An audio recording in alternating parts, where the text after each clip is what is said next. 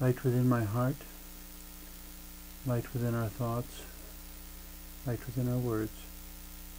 May one and all and everything, blessed and loved ever be.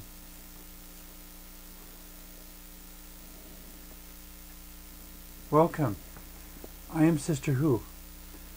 With me today, I have my friend Maureen Meegan, and we had kind of a complex topic about relationships, I guess you could say, that we wanted to discuss today. There was an email you sent me a little while ago, and I thought the way you I had brought up a couple issues, and the way you responded I thought was so brilliant, and so if you'll allow me the compliment. I thought I want to read it because I want to be sure I get the phrasing that you use correctly. Okay. And I thought this would be a good launching point for our discussion today. Insecurity leads one to want to exclude others, as the insecure are pretending to be superior and they fear individuality. There is no room for dialogue when insecurity is in play. There is only room for lecturing to the quote-unquote inferior. There is no personal integrity with the insecure because there is no grounding in the true self.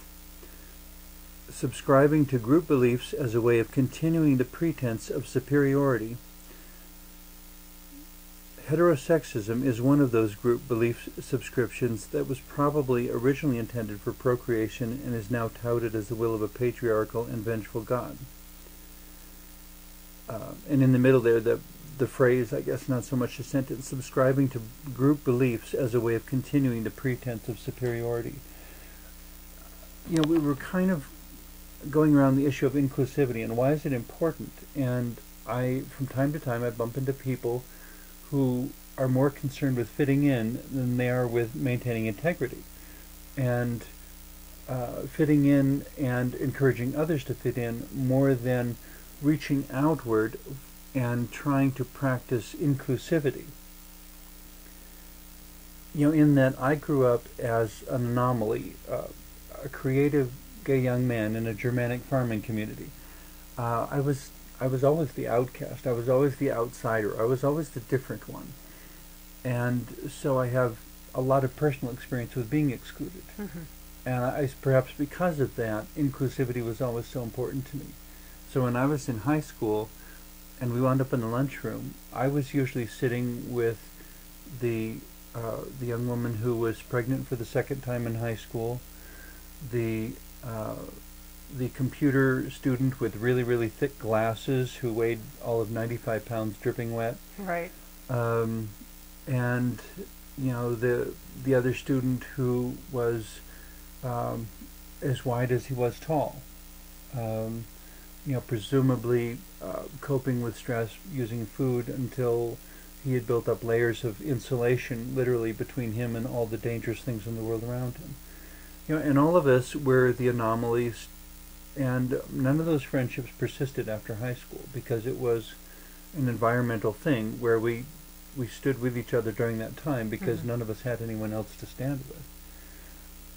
But the basic point of inclusivity and the things that you brought up on how it's underneath it all, mm-hmm. it's about perceptions of feeling inferior. And when you feel inferior, you reach for group identity to make yourself feel strong. And as Sister Who, I would say the only good place to put your identity is in yourself, not in your group. And that's it.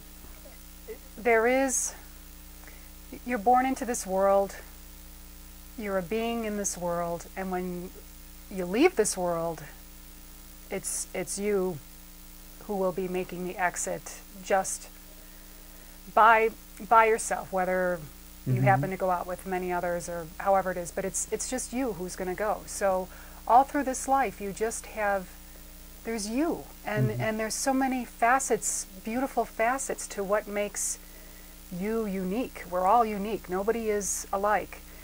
And the getting to this insecurity that's underneath inferiority, and the fear that's there with it. I think about any time. And the way you tied it to a fear of individuality. Yes, and think about any time you've ever felt insecure in your life, it's immediately as if, it's almost as if you're a balloon, and I don't mean a balloon in a joyful, uplifting way. You're adrift, and it's scary, so you want to grab onto something so you don't fall. And the tendency, I think, is to grab onto, well, I don't want to stick out because I see how painful it is for others who stick out. And there's a cost for being unique. There is. And which doesn't mean it's a bad thing to be. No. And it reminds me of the story of the Velveteen Rabbit, where the skin horse tells the rabbit that once you're real, you can't be unreal again. Right. Except to people who don't understand. That's such a great lesson there. Except to people who don't understand. And so there's a cost to having integrity and being an individual. The cost generally comes from people who don't understand.